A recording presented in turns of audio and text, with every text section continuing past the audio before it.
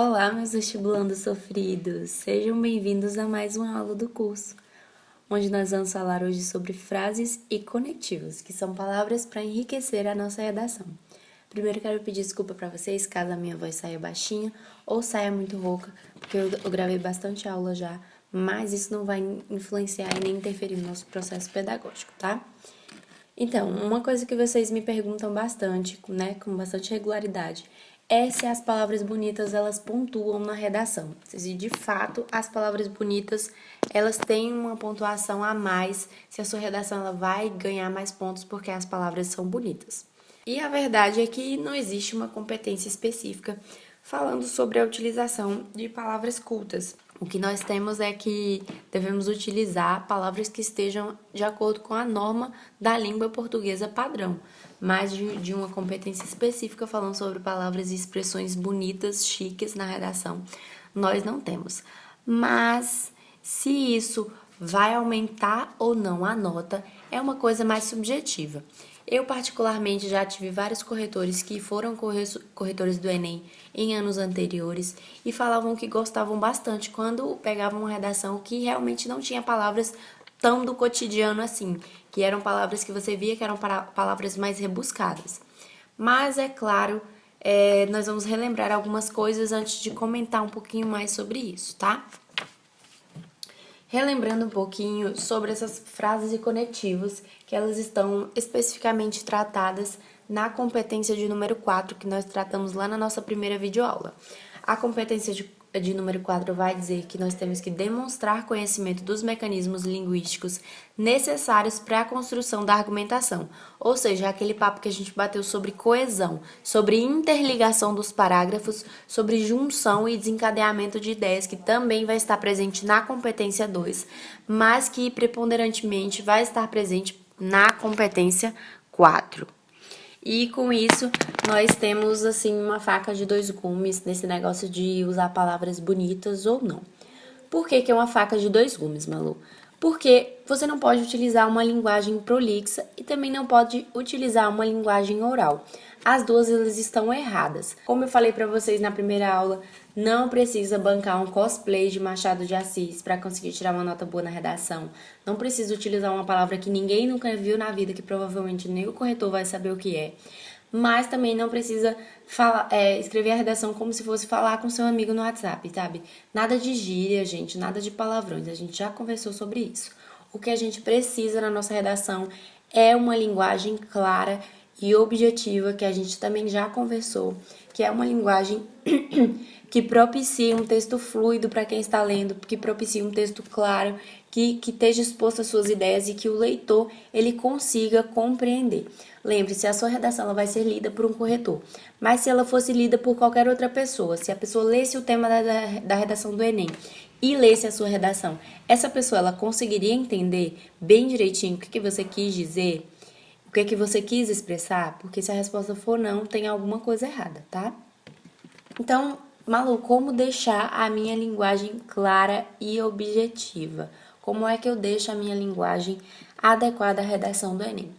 A primeira dica, e dica primordial mesmo, é só usar as palavras que você conhece o significado, gente. Eu vejo muita gente utilizando palavras como outrossim, sem nem saber o que significa outrossim, gente. A primeira coisa que você tem que fazer é utilizar só palavras que você conhece o significado. E, além disso, se você não conhece muitas palavras, né? Se você fala, Malu, não, mas eu só sei o significado de palavras que não são tão bonitas, de palavras que talvez não o corretor não se agrade, não goste, que talvez não faça tanta diferença, você busca sinônimos enquanto você está fazendo suas redações. Lembre-se, quando você chegar no Enem, você tem que chegar treinado, você tem que chegar sabendo o seu esqueleto, o seu modelo de redação que eu vou te ensinar aqui no curso a fazer. E quando você chegar lá, você já vai saber mais ou menos o que você vai escrever. Você não vai chegar na redação do Enem e falar, eu acho que eu vou começar por tal coisa. Não, você tem que ao longo do ano escrever tanta redação, mas tanta redação, que você consiga encontrar um modelo que você fique confortável escrevendo em todas as temáticas, independente de ser a temática mais esquisita do mundo, independente de o tema ser racismo ou o tema ser a casa do Homem-Aranha e a importância do Homem-Aranha na sociedade. Isso é um fato, tá, gente? Então, enquanto vocês estiverem fazendo redação em casa Enquanto vocês estiverem fazendo a redação em casa ou no cursinho mesmo, busquem sinônimos para as palavras que vocês utilizarem. Além disso, peça ajuda aos corretores. Uma coisa que eu sempre falo. Gente, não fiquem calados nas correções de redação de vocês. Vocês têm que falar. Vocês têm que perguntar para os corretores como vocês podem melhorar e de que forma eles acreditam que vocês vão melhorar na redação. Era uma coisa que eu fazia sempre com os meus corretores. Eu sempre perguntava: isso aqui não tá bom? Não, não tá bom, mano. Então o que é que eu faço para melhorar? Não adianta nada o corretor apontar seus erros e não te dar uma sugestão de como melhorar. Então, se ele não te der a sugestão de como melhorar, você pergunta para ele, não saia da sua correção calado.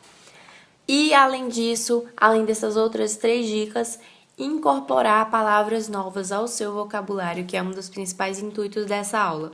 Você precisa, gente, incorporar essas palavras novas no seu vocabulário. Não precisa estar falando com sua mãe ou trouxe destarte, né? Mãe, destarte, eu quero meu almoço. Não precisa.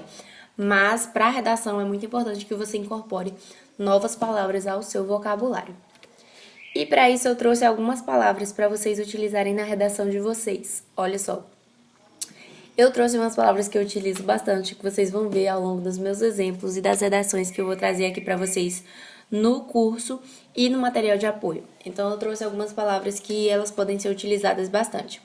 A primeira é reverberado, né? Que é repercutido, repetido. Usava bastante essa problemática, ela tem se reverberado, era? Ou então, que a lei não tinha se reverberado, se reproduzido, se repercutido com ênfase na prática. Além disso, uma palavra que eu usava bastante era menoscabo, né? O menoscabo do poder público é uma coisa que eu falo bastante para vocês. E o menoscabo, gente, é o descaso do governo, é o menosprezo do governo para com aquele problema. Outra palavra que eu falo bastante é o corroborar, que é o confirmar, o apoiar. Por exemplo, o menoscabo do poder público e a falta de informes da população corroboram, né, confirmam, apoiam o problema, para que um problema exista, um determinado problema, como o racismo. Outra coisa, vingente. Gente, essa palavra é muito linda para utilizar. Vigente é o que está acontecendo na realidade, o que está acontecendo agora. Então, por exemplo, a problemática do cyberbullying é um problema vigente. Por que ele é vigente? Porque ele está acontecendo, ele está atual. Outra palavra que eu utilizo bastante, o odiernamente, que é o atualmente. Subterfúgio, com certeza vocês já me escutaram falando de subterfúgio, eu amo essa palavra. Subterfúgio quer dizer saída, gente. Sempre tentava fechar minha introdução com portanto, ou então nesse sentido, eu acho, é necessário que subterfúgio, né, que saídas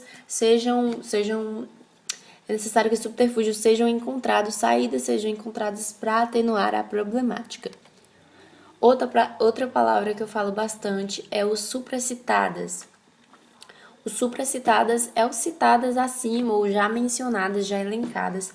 Era uma palavra que eu também utilizava bastante, principalmente nos desenvolvimentos. Outra palavra que eu utilizava e que eu deixo para vocês utilizarem aí é o esteio. Esteio é suporte, gente, é amparo, auxílio. Então, por exemplo, naquela problemática do bullying, é necessário que a família ela dê suporte à pessoa que sofre bullying, ao adolescente principalmente. Então, é necessário que a família forneça um esteio a esse adolescente. Outra palavra bem legal de utilizar na redação é o nefasta. Gente, nefasta eu utilizava bastante, tipo assim, a nefasta problemática, ou então, tal problemática revela-se nefasta, ou seja, revela-se perigosa, prejudicial para a sociedade. O à guisa de exemplo. Alguns corretores gostam e outros não, falam que é muito grande e que você pode utilizar o por exemplo, que é uma palavra mais simples e mais resumida. Mas o à guisa de exemplo tem o mesmo sentido do por exemplo e você pode utilizar na sua redação sem medo. Outra palavra que você pode utilizar é o respaldo, né? Eu falo bastante aqui no curso. Respaldo, você tem que ter um respaldo disso, um respaldo daquilo, um respaldo argumentativo. E respaldo nada mais é do que suporte. Como assim suporte? Quando eu digo você tem que ter um suporte, um respaldo argumentativo, eu digo que você tem que ir além das ideias que estão presentes. Eu digo que você tem que ter algo que prove que você está certo e que as suas ideias elas fazem sentido. Outra palavra que eu falo bastante é o consoante. O consoante é o conforme. Então, Consoante Francis Bacon, é a mesma coisa de dizer conforme Francis Bacon.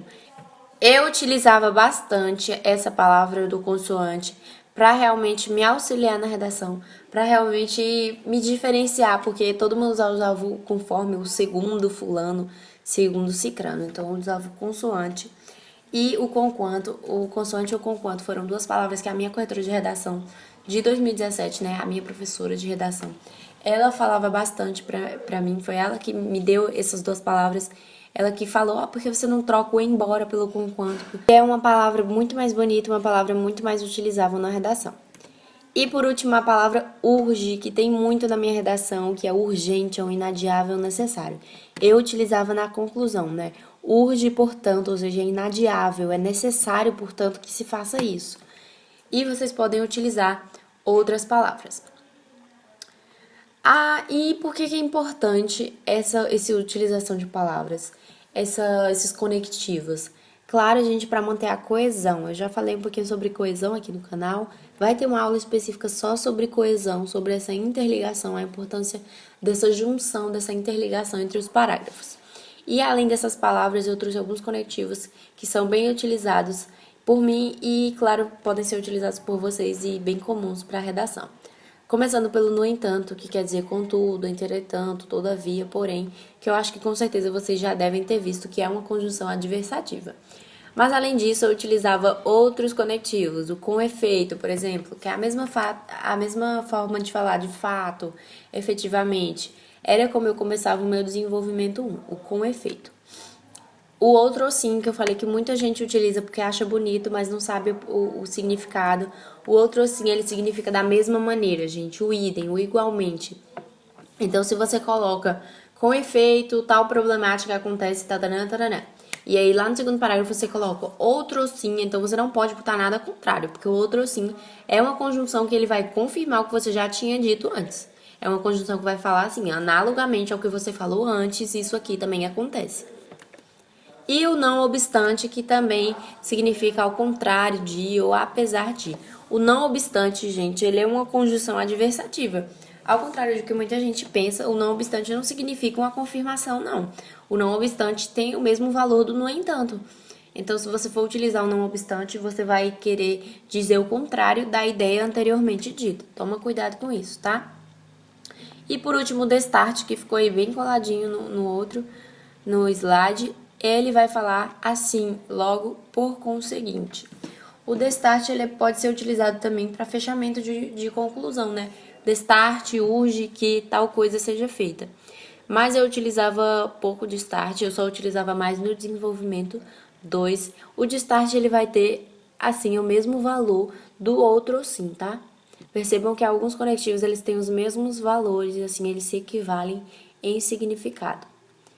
É isso que eu tinha para falar para vocês sobre frases e conectivos. Tem muito mais frase e conectivo no material de apoio de vocês. Não esqueçam de utilizar esse material de apoio, tá? Muito obrigada se você assistiu até aqui. Não esqueça, claro, de avaliar as aulas, de dizer como é que tá saindo. Se você tá entendendo direitinho, não esquece de ir nas minhas redes sociais falar o que você tá achando das videoaulas, do curso como um todo. E se você tem alguma crítica construtiva para fazer, também é só chegar no direct do Instagram ou mandar e-mail, tá? É isso, um beijo, até a próxima aula.